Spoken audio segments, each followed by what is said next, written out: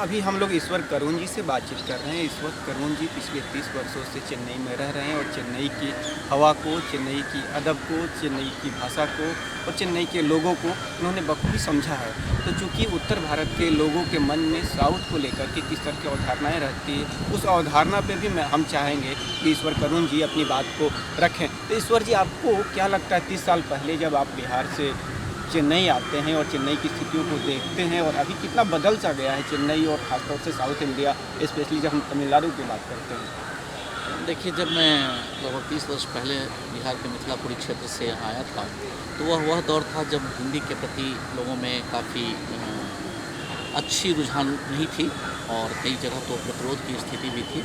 लेकिन इन 30 वर्षों में बहुत सारे हिंदी चाहने वाले, बहुत सारे हिंदी के विद्वानों ने, तमिल विद्वानों ने, इन्होंने राष्ट्रीय धारा को समझा और इस राष्ट्रीय मुख्य धारा को समझने के बाद उन्होंने हिंदी के प्रचार प्रसार के लिए जो काम किया, उसका एक प्रतिफल आज यह है कि आपको बड़ी खुशी होगी आशुतोष जी कि चेन्नई के कई घरों के दीवारों पे जो एक प्रसिद्ध शाहरुख खान का डायलॉग है कि डॉन को पकड़ना मुश्किल ही नहीं, आसान ही नहीं, मुश्किल है, वो सारी चीज़ें आप यहाँ मकानों पे लिखे देख सकते हैं। एक दौर था जबकि लोग सरकारी कार्यालयों के जो बोर्ड हुआ करते थे उसमें भी हिंदी होती थी, तो उसे वो चाहते थे कि हम मिटा दें।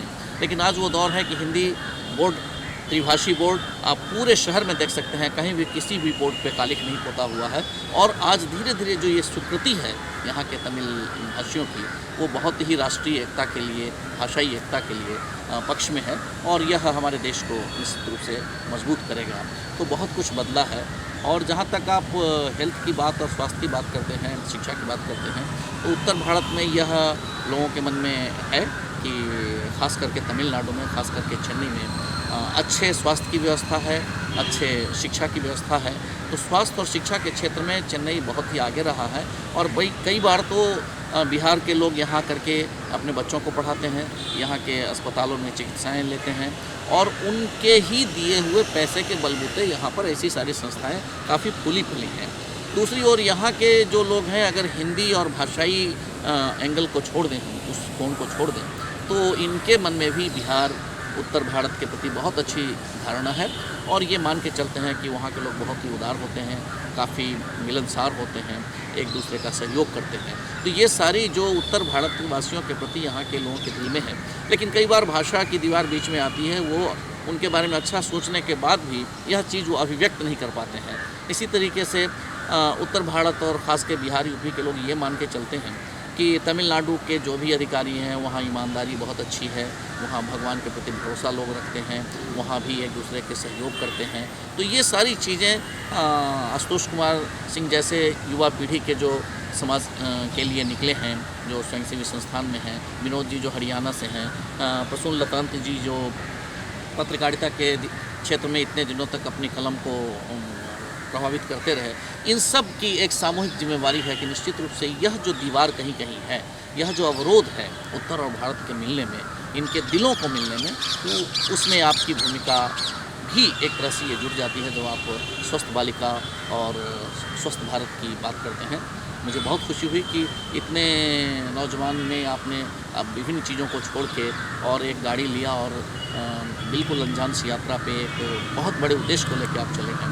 मैं बहुत इस बात से अभिभूत हूँ और आपको शुभकामनाएं देता हूँ कि आपको सफलता ज़रूर मिले। और ये करुण जी थे और करुण जी, ईश्वर करुण जी, जैसा कि ये बता रहे हैं कि तमिलनाडु में, साउथ इंडिया में हिंदी को लेकर के वैसी भावना नहीं है जिस तरह से प्रचारित प्रसारित हमारे यहाँ किया जा रहा है। तो इसलिए हमें साउथ की ओर देखने की ज़रूरत है। साउथ हमसे कटा हुआ नहीं है, साउथ से जोड़ने की ज़रूरत है और साउथ को जोड़ने की ज़रूरत है। ये बात करुण जी से बात करने पे समझ में आई।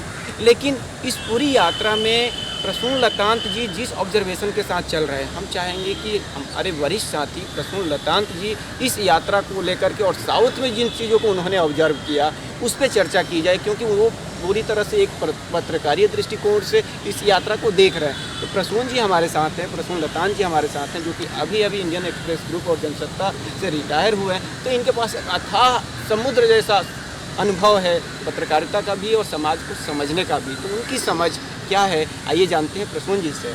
प्रसून सर, आपने इस पूरी यात्रा में आप मुंबई से साथ में हैं और साउथ को बहुत नज़दीक से आप देख रहे हैं, बहुत ऑब्जर्व कर रहे हैं, एक एक चीज़ को मतलब एक तरह से उछल कूद करके आप चीज़ों को पकड़ने की कोशिश कर रहे हैं, शब्दों को समझने की कोशिश कर रहे हैं।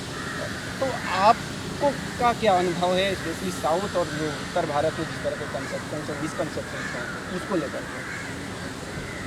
बहुत दूरियां बनी हुई हैं, क्योंकि हम पत्रकारों का दायित्व है कि अगर वो आकलन करें तो पूरे देश को अपने नज़र में रखें।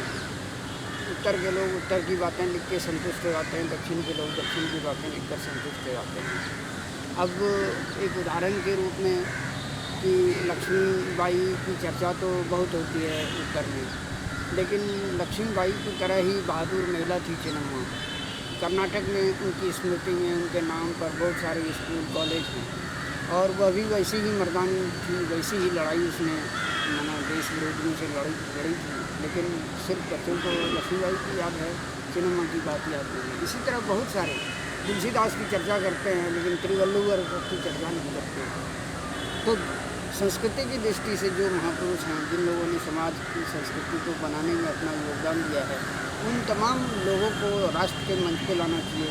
ऐसे सिर्फ साउथ के लोगों में हम सुब्रमण्यम भारती का नाम लेकर संतुष्ट हो जाते हैं। अगर सुब्रमण्यम भारती सिर्फ तमिलनाडु में ही रह करके अपनी रचना करते रहते तो शायद उनकी भी चर्चा नहीं होती, क्योंकि उन्होंने उत्तर भारत में चर्चा की, उन्होंने अपना योगदान दिया, तो उधर के लोगों ने उनकी चर्चा की। इसी तरह रांगे राघव भी हैं, तो रांगे राघव भी जो है वो साउथ के थे, लेकिन वो उत्तर भारत में रहे तो चर्चा हुई। तो कोशिश ये करनी चाहिए कि पूरे राष्ट्र का आंकलन जो है वह दोनों को, उत्तर दक्षिण पूरब पश्चिम, सभी को मिलाकर करना चाहिए, और सभी जो हमारे संस्कृति पुरुष हैं उन सबको सामने लाने का प्रयास करना चाहिए। क्योंकि जब तक कि ये संस्कृति पुरुषों को, जिनका योगदान देश के संस्कृति और समाज के निर्माण में है, इनको हम उभारेंगे नहीं, तब तक एक भावनात्मक एकता जो है कायम नहीं हो सकती। तो सबसे पहले तो यह काम होना चाहिए। और रही बात कि हमारा देश विविधताओं से भरा है, कहीं पहाड़ है तो कहीं रेत है तो कहीं जंगल है तो कहीं समुद्र है, तो सबका अपने अपने भूगोल और मौसम के हिसाब से रहने सहने का तौर तरीका विकसित हुआ है, और वह तौर तरीका हमारी विविधता ही है, वह एक दूसरे से दूरी बनाने की चीज़ नहीं है। तो इन विविधताओं को भी जो है एंजॉय करना चाहिए, उसमें डूबना चाहिए और एक दूसरे को आदान प्रदान भी करना चाहिए।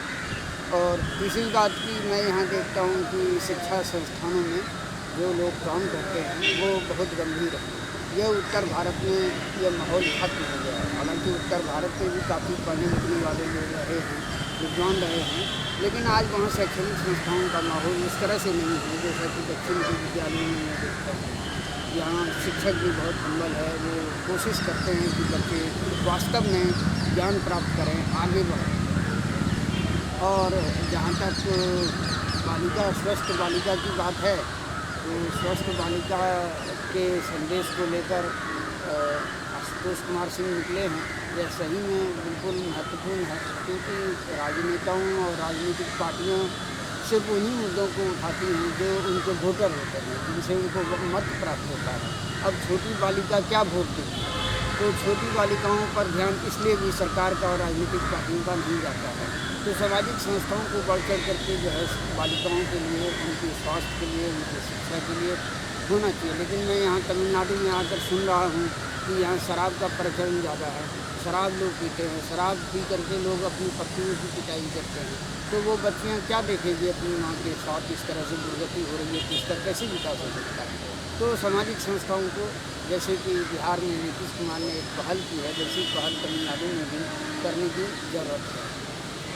तो अभी प्रसून जी तमिलनाडु में, साउथ इंडिया में, साउथ भारत में जो देखा उसकी बात बता रहे थे, तो निश्चित रूप से जो स्वस्थ भारत यात्रा है, स्वस्थ भारत यात्रा एक व्यापक अर्थ में है। यह यात्रा, स्वस्थ भारत यात्रा का मतलब केवल डॉक्टर, अस्पताल और दवा से नहीं है।